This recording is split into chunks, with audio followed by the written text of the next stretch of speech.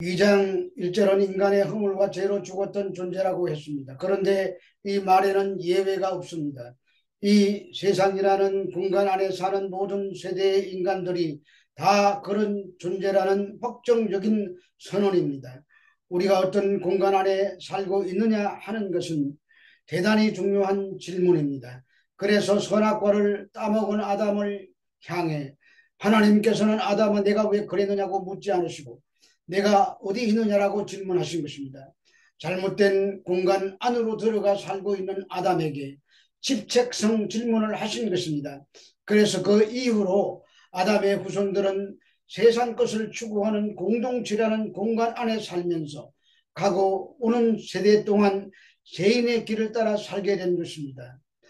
그 길이 하나님과 반대되는 곳으로 가는 세상 풍조를 따르는 삶인 것입니다. 그것은 공중 권세 잡은 마귀의 종이 된 것이고 마귀가 조종하는 대로 끌려가는 삶입니다.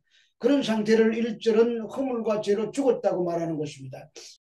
그래서 하나님으로부터 분리된 인간이 이기적인 욕구를 따라 성령 안에서의 삶과 반대되는 것으로 육체의 열매를 내는 삶을 살게 되는 것입니다. 그래서 본질상 진노의 자녀가 되었고 과거에 우리가 에베소 교인들이나 할 것 없이 진노의 심판을 받아 영원한 사망으로 떨어져야만 마땅했던 자들이었습니다. 그런 자들에게는 소망이 1도 없었습니다. 에베소서 2장 4절에서 5절의 말씀입니다. 긍휼이 풍성하신 하나님이 우리를 사랑하신 그 큰 사랑을 인하여 허물로 죽은 우리를 그리스도와 함께 살리셨고 너희는 은혜로 구원을 받은 것이라. 4절을 시작하면서 한글 성경에는 없는 그러나 나라는 접속사가 원문에는 분명히 있습니다. 따라서 본문은 진노를 받아 사망으로 떨어질 인간에게 소망이라고는 1도 없었는데 이제 소망이 있다는 반전의 말씀을 시작하려는 것입니다. 4절은 그 반전의 원동력이 하나님의 긍휼과 사랑이라고 말합니다. 진노의 자녀들을 향한 하나님의 긍휼과 사랑은 이해할 수 없는 사랑입니다. 긍휼은 헬라어로 엘레에이로 하나님께서 언약을 충실히 지키시며 사랑을 베푸시는 것을 말합니다. 골짜기가 깊으면 산이 높습니다. 그래서 죄의 깊이를 알면 하나님의 높이가 얼마나 되는지도 알게 된 것입니다. 그런데 오늘날 교회들은 하나님의 진노의 자녀였던 죄인들의 실체를 깨우쳐 주지도 않고 교회만 다니면 세상에서 복을 받고 구원을 받아 천국에 간다고 세뇌시키고 있습니다. 그래서 그런 복을 원하면 교회에 충성하라고 강요합니다. 그리고 인간은 본질상 진노의 자식인데 교회 다니고 예배드리고 설교 듣는 행위만으로 구원받는다고 가르칩니다.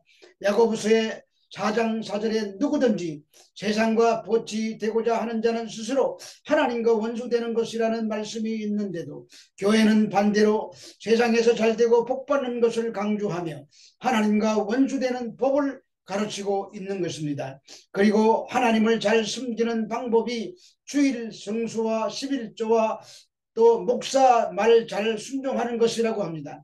그래서 잘 분별해야 됩니다. 잘못된 교훈을 분별하고 세속적인 삶을 부추기는 그런 무림한 교회라는 곳에서 떠나야 합니다. 구원은 세속적인 행위에 있지 않고 하나님의 풍성한 사랑으로 주어진 은혜의 선물로만 되기 때문입니다. 에베소서 2장 6절의 말씀입니다. 또 함께 일으키사 그리스도 예수 안에서 함께 하늘에 앉히시니 허물로 죽은 우리들도 그리스도 예수 안에서 함께 일으키셨다고 합니다. 예수님의 부활에 우리 성도들도 참여한다는 말입니다. 한 걸음 더 나아가 하늘에 앉히셨다고 합니다. 예수님과 함께 만유의 상속자가 되었다고 말합니다.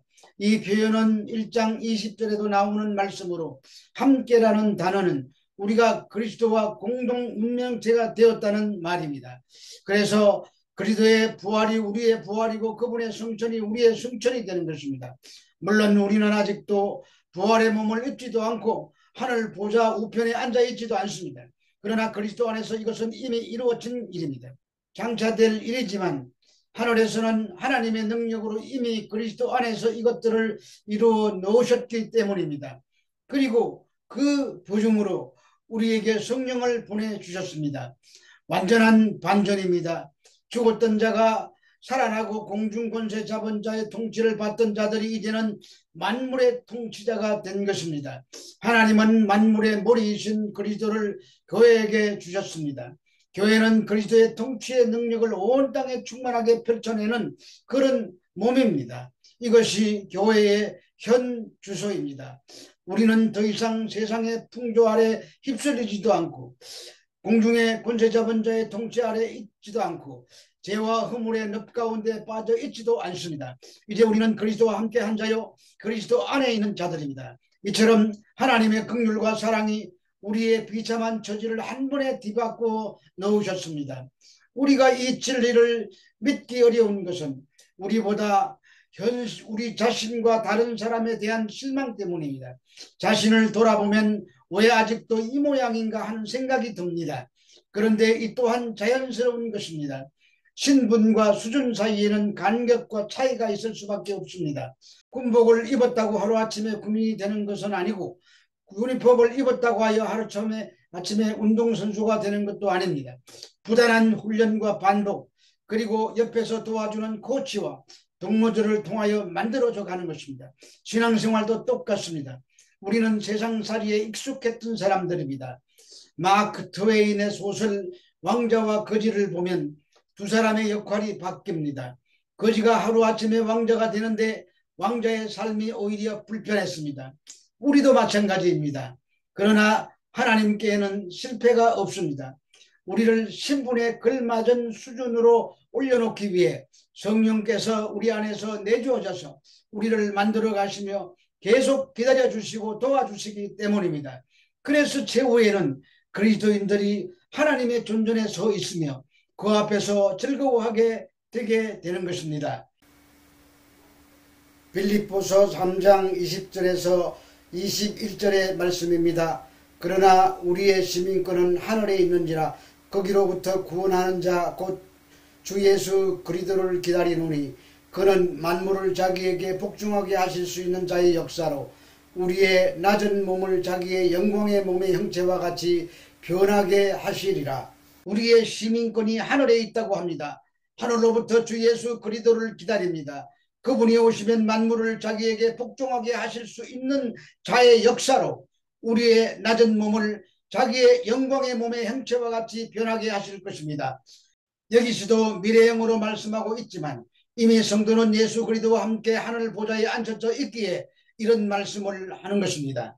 그런데 하늘에 앉혀져 있는지 아닌지 아는 방법이 있습니다. 그것은 읽고 들은 성경에 이런 말씀들이 믿어지는 것입니다. 이런 말씀이 의심 없이 믿어 아멘이 되는 것입니다. 골로새서 3장 2절에서 3절에 위의 것을 생각하고 땅의 것을 생각하지 말라. 이는 너희가 죽었고 너희 생명이 그리스도와 함께 하나님 안에 감추어졌음이라고 말씀하고 있습니다. 이런 말씀들이 마음으로부터 아멘이 된다면 이런 사람들이 예수 그리스도 안에서 함께 이미 하늘에 앉혀진 자들이라는 말입니다. 이것이 성도들의 지위이며 신분입니다. 이런 놀라운 신분에 속한 자들이 세상에 썩어질 것들을 붙들고 그것을 더 많이 소유하려고 연연하지 않습니다. 오히려 내게 있는 것을 나누어 주기를 원할 것입니다. 왜 그런가 하면 우리는 장차 하늘의 보좌에 앉혀져 있을 것이기 때문입니다. 거기는 완벽한 곳입니다. 에베소서 2장 7절에서 9절의 말씀입니다.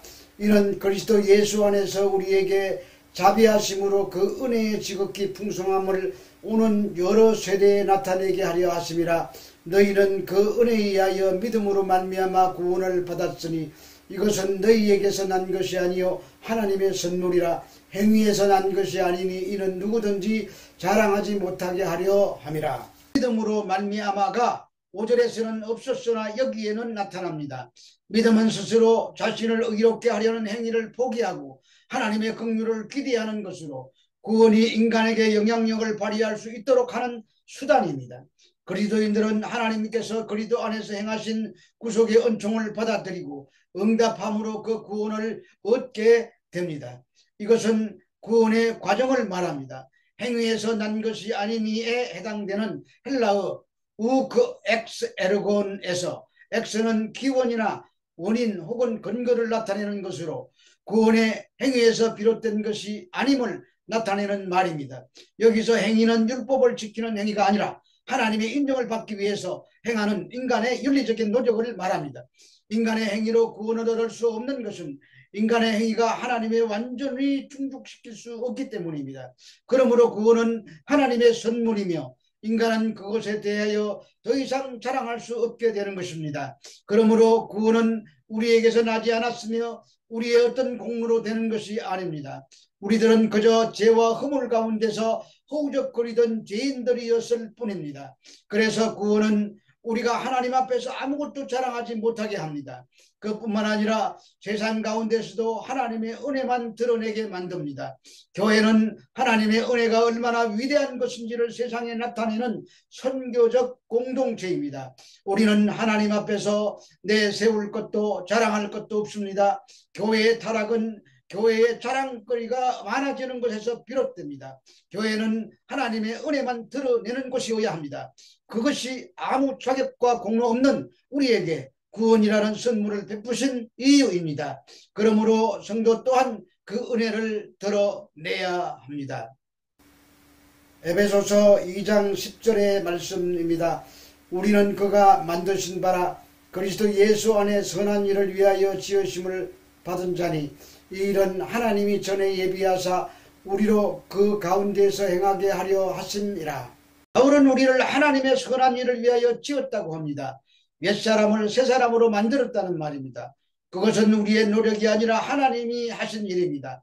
만드신 바라에 해당되는 헬라어 포이에마는 사람을 새로운 피조물로 만들어 그리스도인이 되게 하는 것을 말합니다.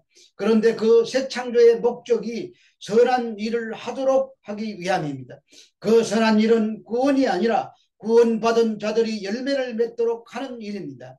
또한 선한 일은 성령으로 인하여 하나님께 순종할 때 시작됩니다. 그래서 그 선한 일은 구원을 받은 자의 삶에만 나타나는 공통적인 현상인 것입니다. 우리는 선한 일을 위하여 지음을 받았으나 죄와 허물 가운데 다른 길로 가고 있었습니다. 그런데 하나님의 자비로 우리가 걸어가는 길을 바꾸어 놓으셨습니다. 분명 구원은 우리의 행위에서 난 것이 아닙니다. 그러나 선한 행위는 우리를 구원하신 하나님의 목적지입니다. 여기서 이 선행까지도 하나님의 은혜에 속하는 것으로 하나님이 전부터 예비하신 일입니다. 선행 또한 구원의 은혜라는 사실에 우리는 새롭게 눈을 떠야 합니다.